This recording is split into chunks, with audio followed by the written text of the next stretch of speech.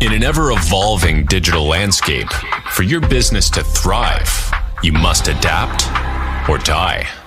Welcome to Marketing in the Age of AI, the podcast helping you harness the power of AI and marketing tools to revitalize and grow your business. And now here's your host, marketing expert and author of Authentic Marketing in the Age of AI, Emanuel Rose.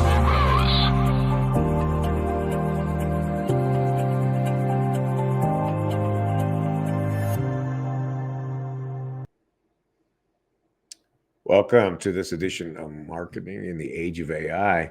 Today, I am joined by Amir Elion, a seasoned business innovation and transformation leader. Amir is the founder of Think Big Leaders and co-founder of Global Green Action Day.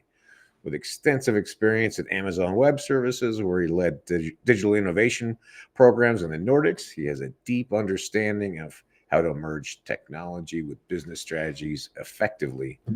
Amir's expertise spans diverse sectors, having collaborated with industry giants such as the Volvo Group and Adobe, and has delivered key insights on generative AI, cloud solutions, and more at numerous international conferences.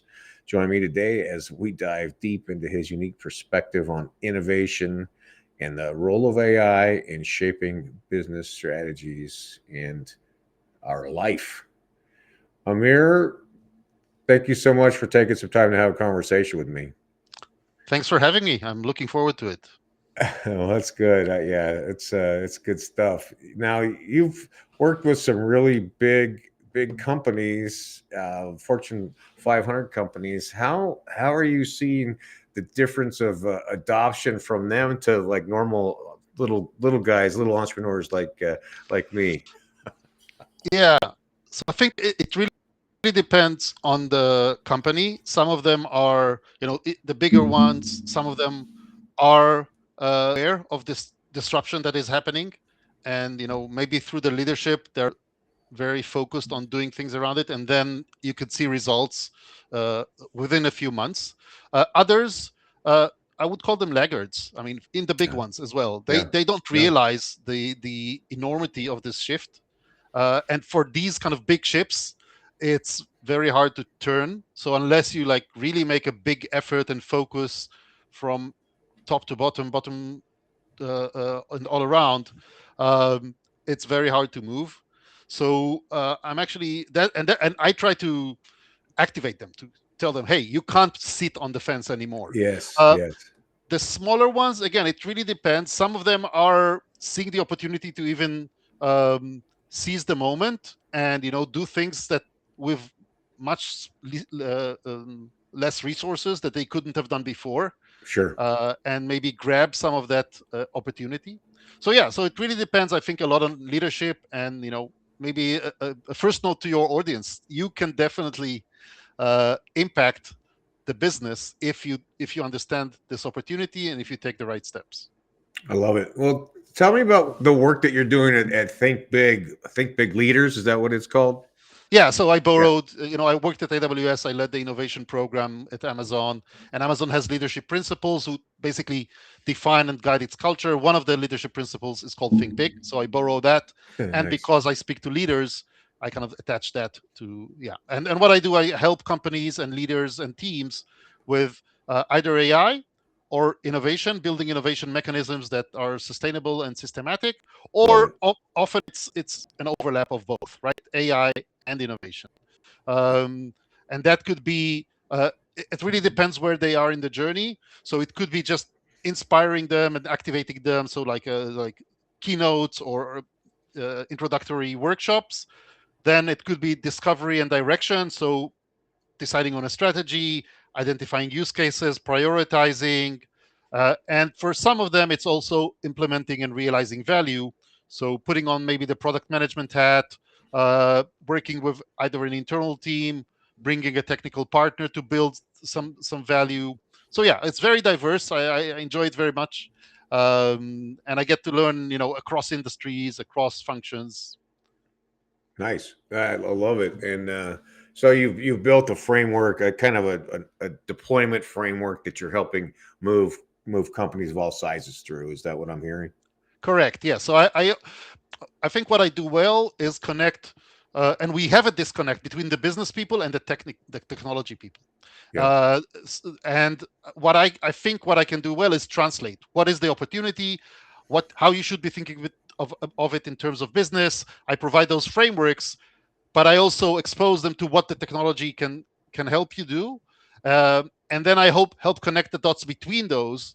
And that I've done, through innovation, not just with AI, but in quite a number of years now. So I think I know how to connect those well, how to create business value through technology, specifically here in the case of AI as well. Love it. Yeah. We'll talk a little bit about what somebody like, say, a mid-managing marketing person would, what I call followership, right? Where they're leading up the chain. If they are working for somebody who's on the laggard side or slow to act, how would you recommend that somebody kind of helps to spur their organization into action? Yeah. So I'd say, let's start with two key things that they need to think about. First of all, the way of working for marketing is changing, and Yeah. there's many aspects to that. Anything and all your flows, right? Anything from doing market research to obviously content creation, um, uh, also working together with other teams. Even discovering content that customer service is coming across and things like that. So one thing is, how do you work with AI? How do you amplify your impact with AI tools and with the capabilities of AI? And the other major shift that they need to take into account, how discovery is changing with the advent of AI, right? The way that how our customers coming to you after they've already done research with AI Yeah. agents, Right. or they've asked Google and they got AI results that Yep. already gives them recommendations. So kind of doing half of the convincing. And if you're not there, this is a bigger thing than SEO. Then you're missing out on so many opportunities. On the other hand, if you are picking up on this opportunity, you can be an early winner, and grab a lot of traffic, which is already ready to do the purchase. And so I would say these two major trends that you need to think about: changing the way that we work as a marketing team, scaling it up with the help of AI, and Yep. secondly, rethinking discoverability in the age of AI. I love it. Yeah, I agree.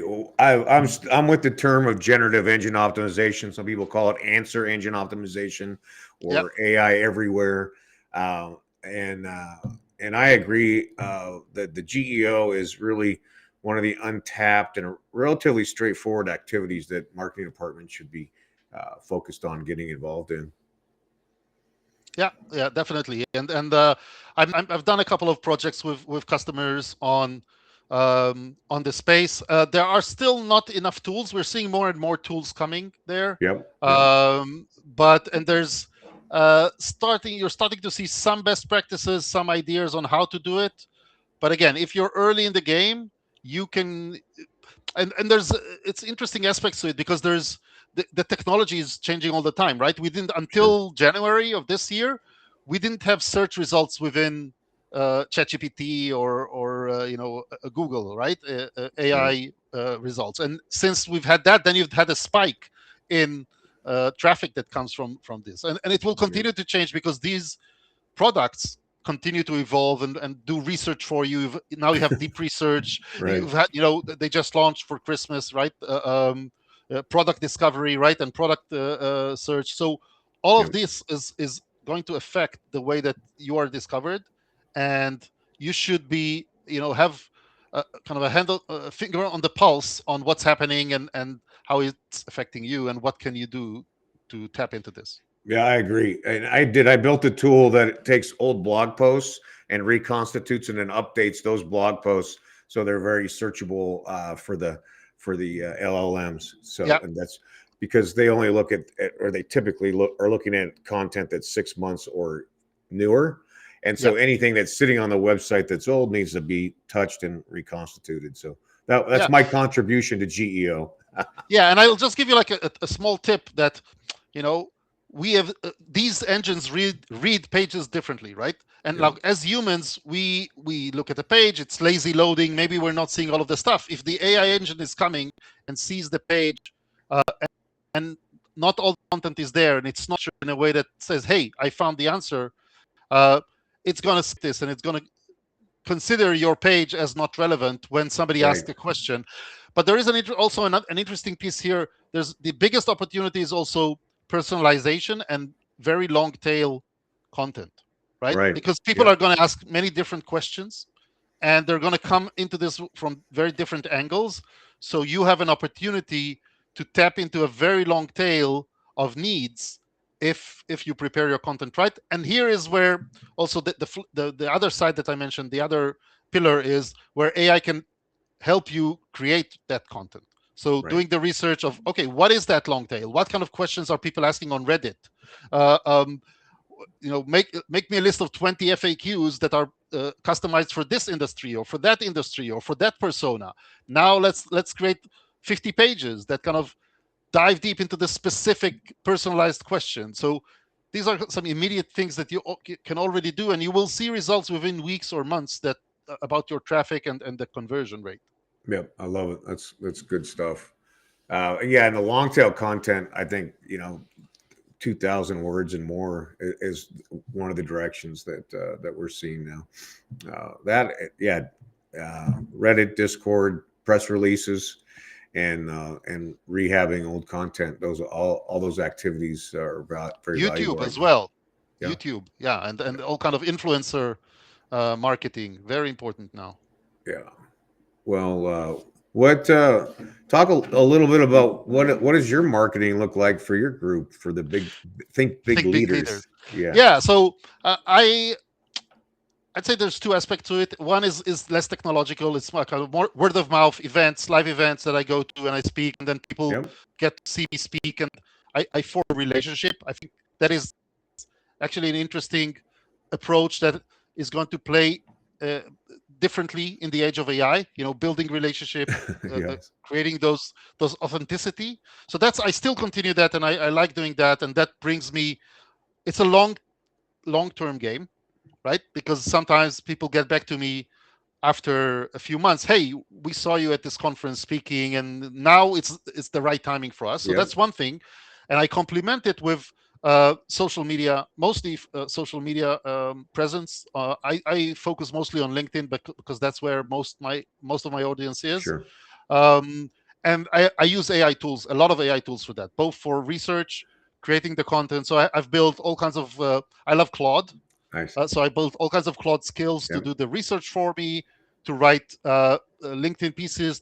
I have a newsletter on Substack, so kind of people are welcome. And my general approach in social media is sharing, right? I share content that I think is relevant to my audience, in this case, leaders, executive leaders, and team leaders.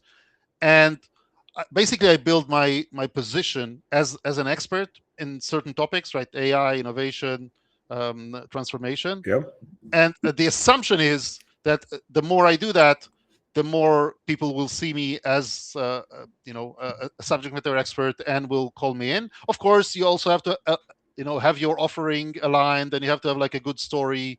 So I also work with that, and that has been working quite well for me. Now I am now, so on the consulting advisory side, I have quite a lot of work for the next few months at least.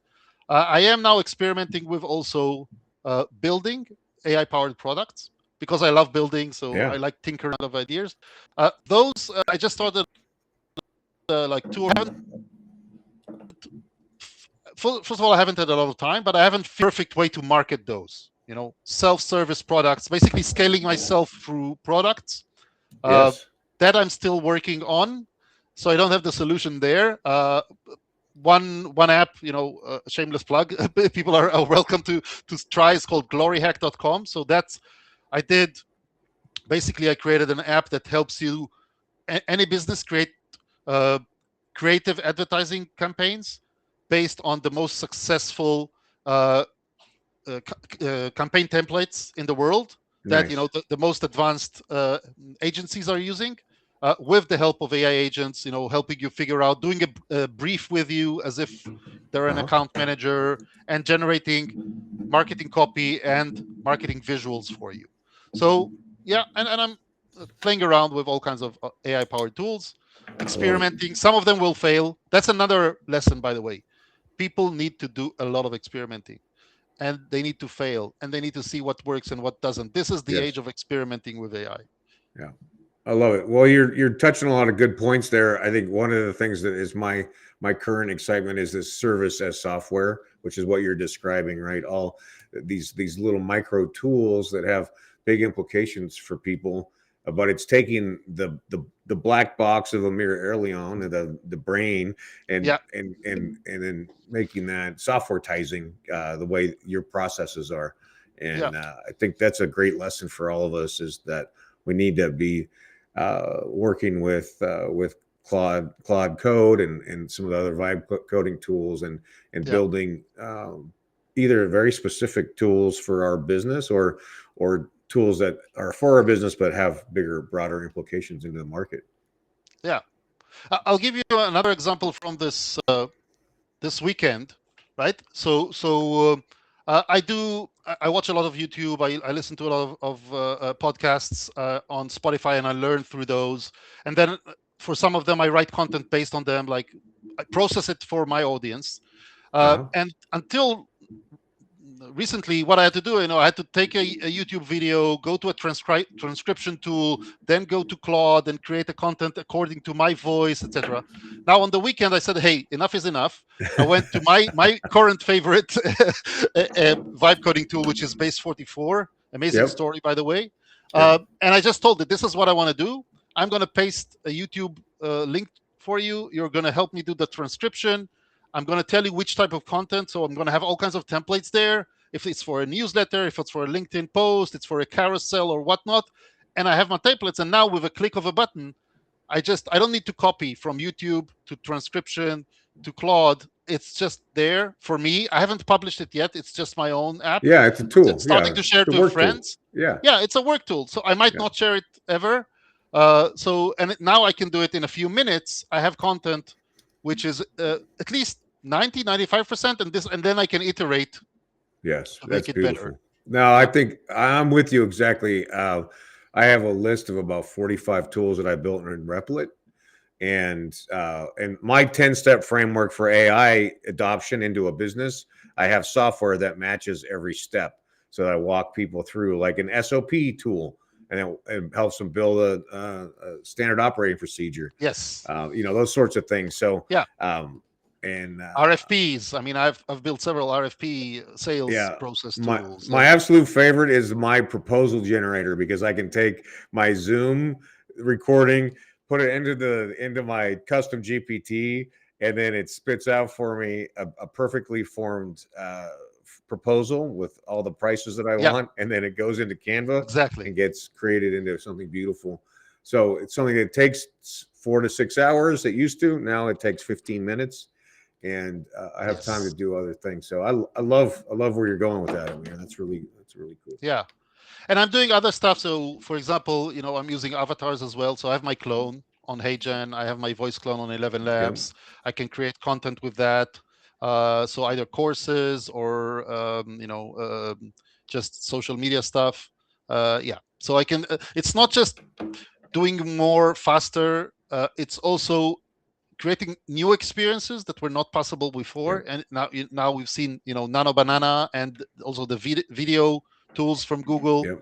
So you can create amazing stuff, and it's mostly your imagination Yep. that is limiting Right. you rather than the tools. The technology is already hard. Very seldom the technology is the blocker And now. if you have an idea and you go to Base 44 or Replit or Lovable or any of those tools, you can describe it, and then you get an output, and then you can take that output and paste it into chat and say, how should I make this so that I get blah blah blah, which is the outcome I want that Yeah, I'm not getting. You can work back and forth between them as a team, and really produce amazing time saving tools. Yeah.